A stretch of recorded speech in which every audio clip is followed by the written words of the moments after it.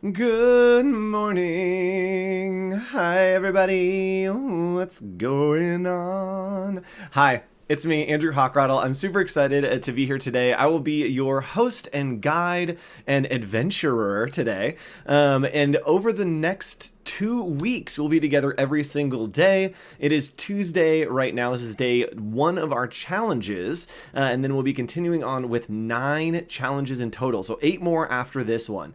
These are the daily creative challenges, and they are for you to learn something new in Illustrator.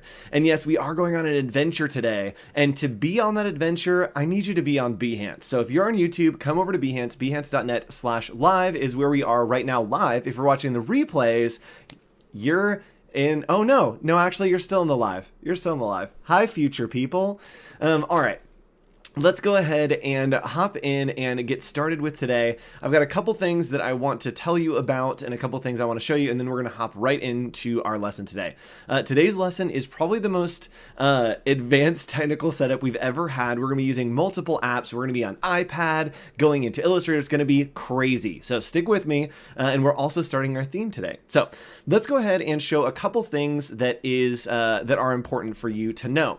First of all, going to behance.net/challenge/illustrator. This is the #1 place for you to be, and this is where you get notified every time that there is a new challenge. So you can simply click on this button right here that will say, hi, your name, Susan, Katarina, Murray.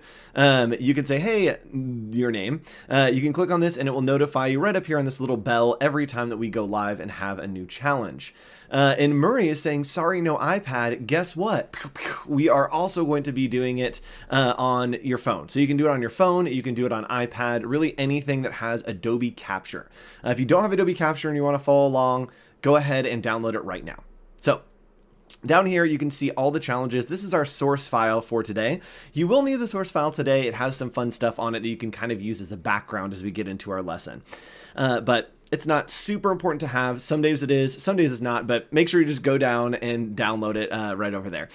The other thing that I want to tell you about right here, bit.ly/AI Discord, that's the place that you can get involved and get all of the information about what we are doing, as well as reminders when we're going live, as well as feedback on your projects. So this is what our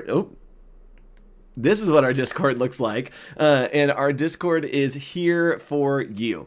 It's a great community that you can find new friends, and you also can get feedback. So make sure that you are in the feedback channel over here, and as you do the challenges, just drop it in feedback and go to challenge. I'll be going live on my personal Behance, giving you some feedback on those throughout the week. Speaking of, you can follow my personal Behance right here, behance.net/hawk.co, just hawk.co on pretty much all social media. So if you want to follow along on Twitter, Behance, or even Instagram, you can follow along right there. All right, I think that's it for my announcements. Again, today is super intense with a lot of different things. It's going to be really fun, but if you've never done lessons with me, you know that we always have a theme.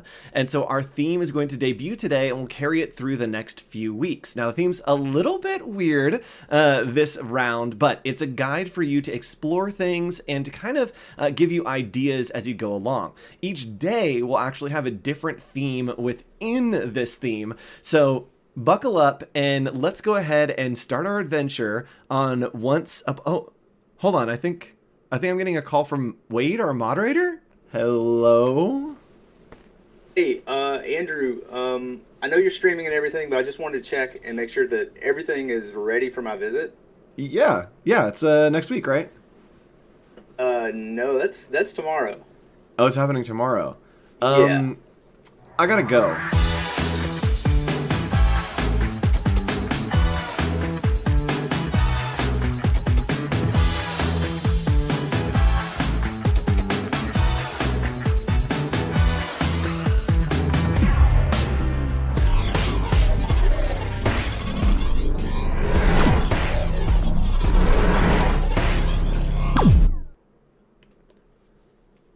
Where are we?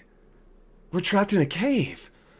Oh my goodness, we've been transported through time all the way back to the caveman era. Ooh, Paleolithic era is what it's called. And yes, we do have live flames today. This key is not working with this, but we do have live flames. So we are here and we are in the cave today, and you can see behind me something that you might be familiar with. And let me go ahead and turn the lights back on in here. 3, 2, there we go. So we got the lights back, and you can see a little bit. We're still in our cave, and in this cave, these are things that are called petroglyphs, and that's what we're going to be learning about today. We're going to be learning about petroglyphs and traveling all the way back to the era of visual communication. So yes, Once Upon a Design is not a fairy tale. It is about time travel, and we'll be spending each day in a different time period of design history. Yes, it's going to be so much fun. So each day we'll be traveling through time, through my magical time machine shower, into a different time period. So today we're talking about petroglyphs. And petroglyphs were basically a way for early man and early people to be able to communicate their stories. A lot of times they would take different materials, whether it was mud, whether it was soot, whether it was kind of an iron oxide to get that reddish color that you can see, and they would paint and draw on the cave walls right into the stone.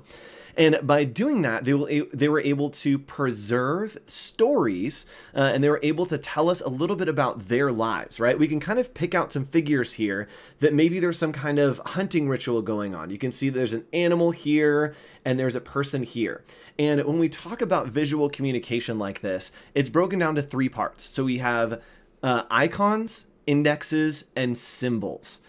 Icons are right here. So an icon looks like what it is. So this is an icon of a man, right? This is an icon of a deer or some kind of animal. Now an index is something that shows action. So you can see indexes a lot using maybe lines, right? Motion lines of someone running. And then a symbol is something that represents something within a cultural context. So symbols, we don't really understand.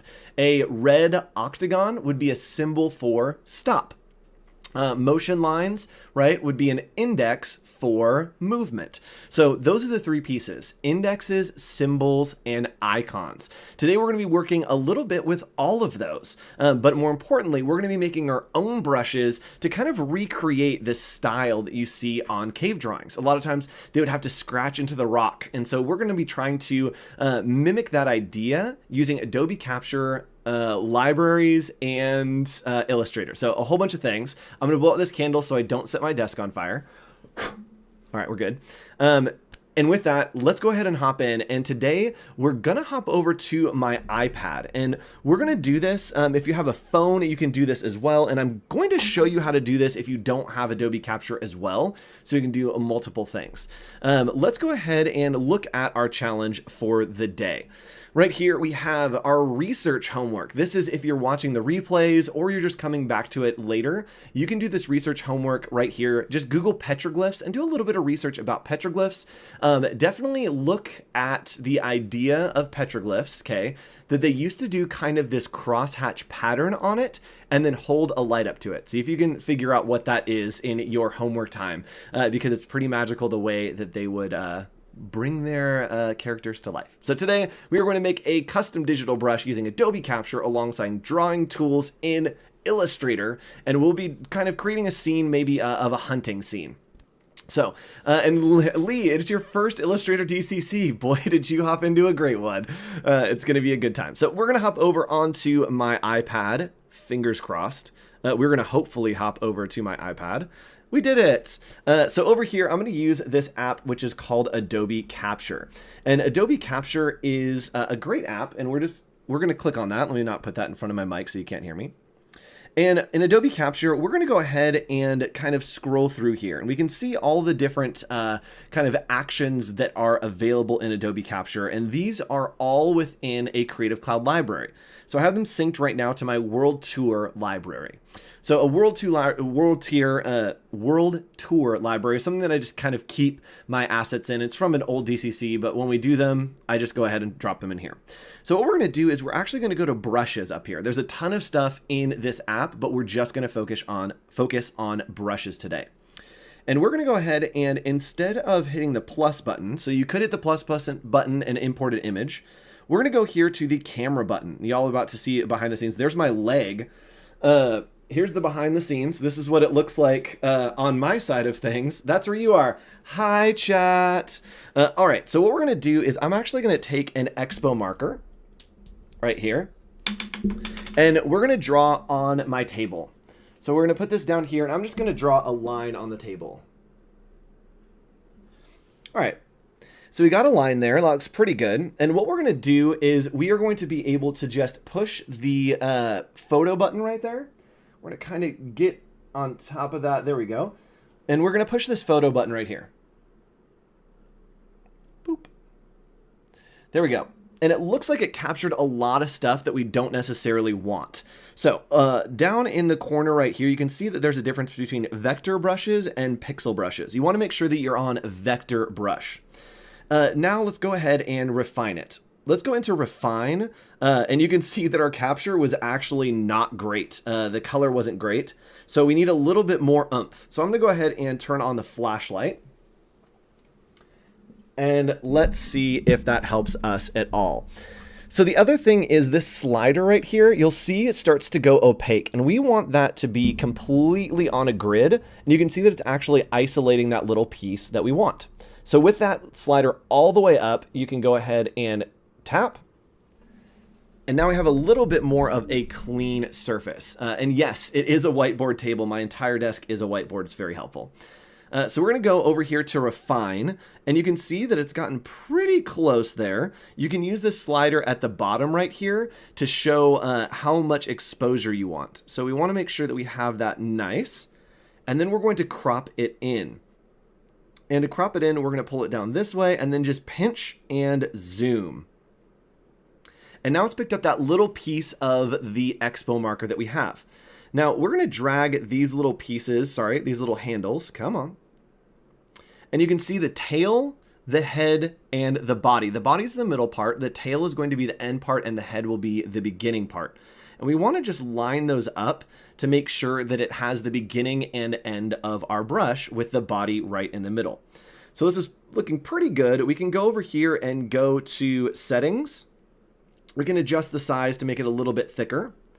And refine, it looks pretty good. I'm going to blow it up just a little bit. And we're going to hit save. And you can see here it's asking me where I want to save it and where you want to sync it to. And I want to sync it over to the World Tour Creative Cloud Library. So we're going to hit save. And you can see that it's saved in there as brush number 2. So now that we have brush number 2 saved in there, check this out. What we can do is come up to our libraries, and you can see World Tour, and we already have brush number 2 in here. So brush number 2 already synced all the way through like magic. Now, what we want to do is we're going to come in here and we're going to kind of just draw. We're going to use the brush tool, keep it very loosey-goosey. We're going to kind of just carve these shapes into this stone wall that we have. So we're going to use the brush tool by clicking right here on the paintbrush tool. And as we hover over, I'm actually going to hit enter. And by hitting enter, it's going to bring, oh, hold on, wait for it. There we go. All right, here we go. We're going back. All right, so you can see here that it is synced to my World Tour Creative Cloud library. And right here, you can see that brush 2 is already synced into that library for us to use. Now we're going to hop over onto our wall, and we're going to click on our brush, our paintbrush tool, which is just B. And we're going to hit enter. And by doing that, we're bringing up our paintbrush tool options. Now we can do fidelity, which is smooth or accurate. You can see if we do accurate and we start to draw, it's going to get every single little piece. You can see all of those anchor points. We don't want that craziness. So we're going to grab the brush tool again, hit enter, and change it all the way up to smooth. There we go. And we're going to hit OK. And by having OK, or sorry, by having it smooth, it's going to kind of smooth out these lines for us. So you can see now it has much less anchor points. And yes, Hawk is full of info. I'm waiting for his book. Maybe one day. I'd love to write a book. So we're going to use this, and we're just going to draw out maybe a little person. So this person is going to be, maybe they are hunting, right? We're going to take inspiration from that piece that we saw before. Oops. And let's do like a spear in their hand. And then maybe they've got legs like that. So we've got the spear in their hand and all the legs. I'm actually going to lock this background layer. And from here, we can select this and check this out. We can click on brush number 2. And you can see that it has brought that brush, over into the document. So we're going to click on brush number 2. And now it has that brush on the document. You can see actually the little detail of this end that we created with our Sharpie, with our little Expo marker, right? And it has applied that brush into all the different places. Now you can see it's stretching this brush so that if it connects to itself, it kind of spaces it out a little bit. So this is looking pretty good to me. If we need to make any adjustments, we can come over here and click on our brush up there and then click on options of selected object. And by clicking on that, we can change the spacing. We can flip it along either side. So let's say maybe we want it to be the other way, or we want it to kind of flip up and down. You can do that. We also can change the colorization method. You probably don't want to. We'll leave it on tints. And we're going to double click here and change this to maybe a dark red or dark kind of brown. So you can see we have that brown there, and let's just go ahead and multiply this by changing our transparency right here. You can go to multiply, and that way it's going to interact with the pieces of the background. You can see we want the light to interact, and so we can go ahead and increase the size of that if we want, and that looks pretty good. And Lillian, I don't have that on the toolbar. If you don't have I'm guessing libraries maybe. If you don't have libraries, you can go to Window and open Library. So if I ever reference something you don't have it, going to Window and then clicking on the name will bring it up for you. Or going Window, Transparency, or if you want to work in the same workspace that I'm in, you can go to Workspace and just turn on Essentials Classic, and that will pull everything up for you. So just like that, we've literally drawn on a table and then brought it over into Illustrator through Adobe Capture, and we already have a brush that we can use on our drawings, right? Looking pretty cool. We got about 8 minutes, so I'm going to show you how to do that without using Adobe Capture, just in case you don't have it. It's on your phone, it's on your iPad, but let's go ahead and show you how to do that with Adobe Capture. Now off camera, I am just going to draw with a Sharpie on a piece of paper. And I'll kind of try to hold this up to the camera so that you all can see. So we're just going to draw here a little bit.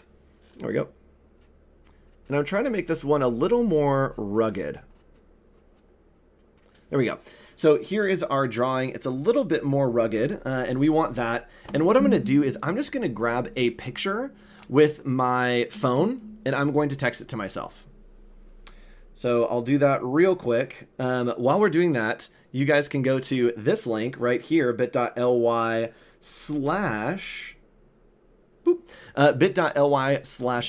Discord. That's where you can get plugged into our Discord. It's an awesome community. Again, it's where you get your feedback as well.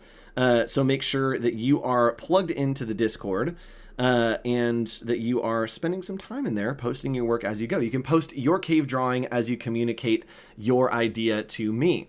I'm going to go ahead and grab this file that I just got. And you can see here that I just have a picture, right? I've grabbed this picture. I'm just going to copy this image, and then we're going to paste it into Illustrator. Whoa, it's big. So we're going to paste it into Illustrator, and I just use Command C and Command V to paste that, and I'm going to crop this image down to just where I want it on this little piece. All right, and I'm going to use a tool called Image Trace, and with this selected, I'm going to go to Image Trace, and I'm just going to do black and white. Let's see here. Let's do black and white logo and see what comes up. So it looks pretty good. It's actually taken some of those colors out. But if we want to, we can go to the image trace panel right here and adjust some of these settings. Maybe we want it to be darker. We can move this threshold to the right. The threshold going to the right makes it darker. Going to the left makes it lighter. So we don't want any of those extra little pieces. So that looks pretty good. And then I'm going to click on Advanced. And Advanced is where you can put how many paths you want, which is the detail. You also can pick up how much noise, and that's how many little individual details you want. And we also don't want to create any strokes. We just want fills. And then we also want to ignore white because we only want the black part of that. So we're going to expand, And you can see now that we have a nice little brush. You can see that we have vectors, and it is a nice vector brush. Now, with this vector brush, we're simply going to select it, and we're going to come up here to the brush panel and hit plus. We're going to change this to a new art brush. Let's do art brush, and we're going to hit OK. And this is saying that it starts this way and goes to the right, which is what we want. The width is going to be fixed, and we want it to stretch along the path. Colorization method, we want to be tints always. That's what makes it so that it can have those little pieces. And we're going to hit OK. So now you can see we have this crazy piece right here. And maybe let's have these two... maybe they are having an early version of a Nerf battle, right? They've got some soft sticks and they are having an early version of a Nerf battle. So what we're going to do is we're going to grab this shape right here and we're going to get the brush that we just made. We're going to click here and you can see that it is overlapping, and because that brush was so large, it's actually kind of doing way too much for us. So we can select our shape, and again, we can edit brushes whenever you want to. You can click on options of selected object, and then you're going to change the size. With the preview turned on, we can see the size and where we need it to be. So that's looking a little bit better for me. We're going to hit OK there. And now you can see that we have a different version of that brush that was handmade, literally scribbled on a piece of paper, took a photo, came in here and did an image trace. And yes, Z is saying that we definitely need to rewatch this one. This was a very dense lesson. And again, there is a replay that's coming up in 2 weeks from now of this lesson. So if you want to watch again, you can always watch again, but you also can tune in for the live replay and hang out and talk with your friends. So what I want you to do is definitely try to make a scene using these different brushes. Maybe you'll use 2 brushes, maybe 3 brushes, but try to create one using Adobe Capture. You can do it on your phone or your iPad, and then try to create one by just taking a photo and then bringing it in and then using that image trace version. And hi Stony, nice to see you here.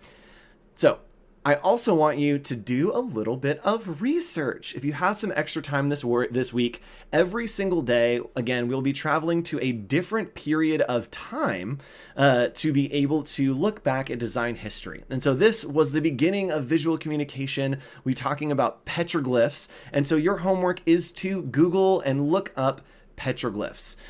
Just check it out, look it up, do some research, and see the amazing ways that they used to communicate and that we can understand their stories today by the paintings that they have on the walls. Now, when you are done with your challenge, you're going to go here, bit.ly/AI